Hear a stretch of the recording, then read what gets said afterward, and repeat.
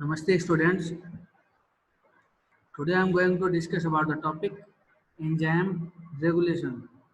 So enzyme regulation is a process by which enzymes are regulated. Enzymes are actually regulated in the process after protein synthesis.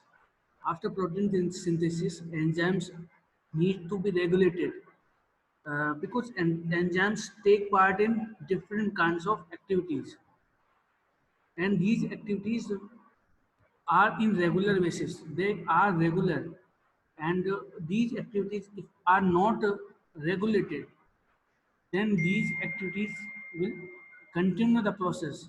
For example, if translation is in process, then when we do not regulate the enzymes which are involved in the translation process, the translation will be continued and more proteins will be synthesized. So these enzymes must be regulated so that the process may also regulated.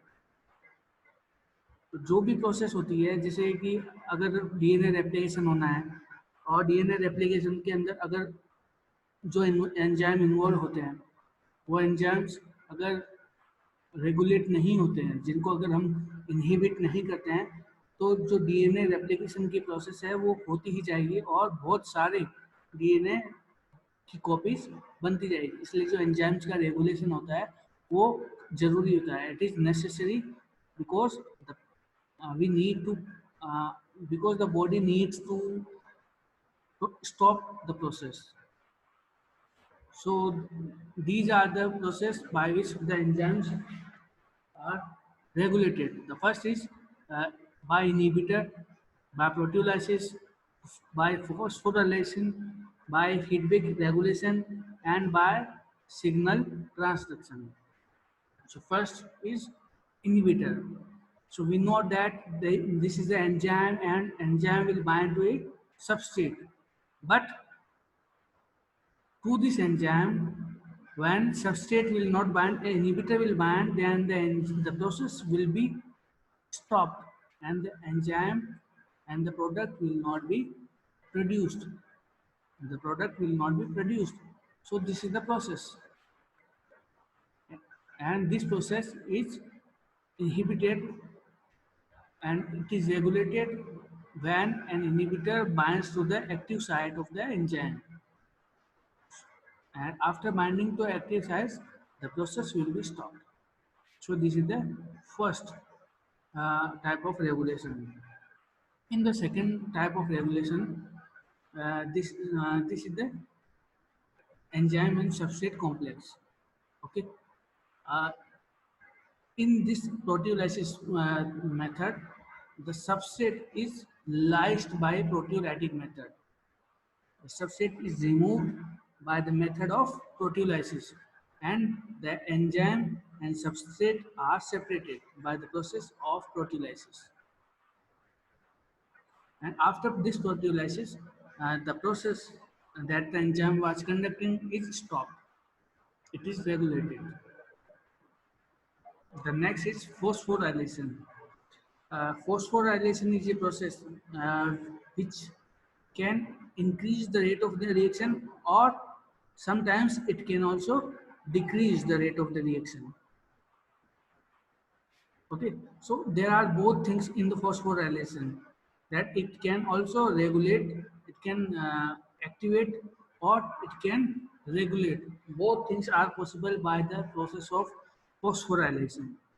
Now about signal transduction. In the signal transduction, uh, there is an enzyme and there is a regulatory subunit which needs some which needs some subunits to be bind.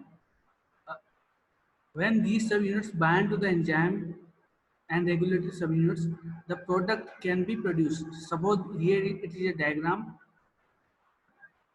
This is the enzyme and a substrate complex. To this enzyme substrate complex, a regulatory subunit will bind, and the some helping units also bind, such as cyclic AMP, are also bound to these regulatory subunits. When these regulatory subunits will bind to the enzyme substrate complex, the enzyme will stop working or it will be regulated. Okay, so this is the idea of the signal transaction. Now the feedback regulation, that is the last regulation type of enzyme regulation. Uh, it is the allosteric inhibition type. What is the allosteric inhibition? In allosteric inhibition, there is a enzyme which have two sides. There is a two sides for binding. At one side, substrate will bind, and on the another side, any regulator or inhibitor will bind.